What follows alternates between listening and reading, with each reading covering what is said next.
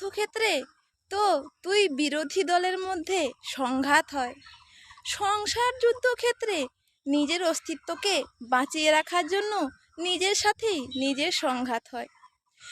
যুদ্ধক্ষেত্রে তো থাকে অস্ত্রের বর্ষণ, কিন্তু সংসার যুদ্ধক্ষেত্রে থাকে কেবলই কটু কথার বর্ষণ। যুদ্ধক্ষেত্রে থাকে বিজয়ী হওয়ার লক্ষ্য, কিন্তু সংসার ক্ষেত্রে থাকে সমস্ত কিছু মুখ বুজে সহ্য করার লক্ষ্য। যুদ্ধক্ষেত্রে বিজয়ী ব্যক্তি সাম্রাজ্য লাভ করে, কিন্তু সংসার ক্ষেত্রে বিজয়ী ব্যক্তি কেবল দুর্নাম আর অপমানই লাভ করে।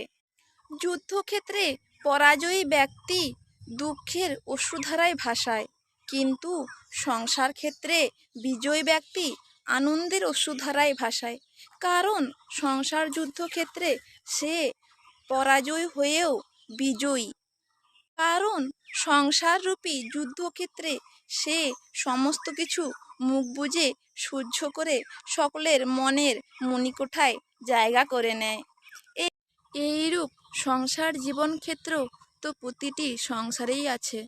যদি আমার এই সামান্য কথাগুলো কারো ভালো লেগে থাকে তো আমাকে একটু সাপোর্ট করো।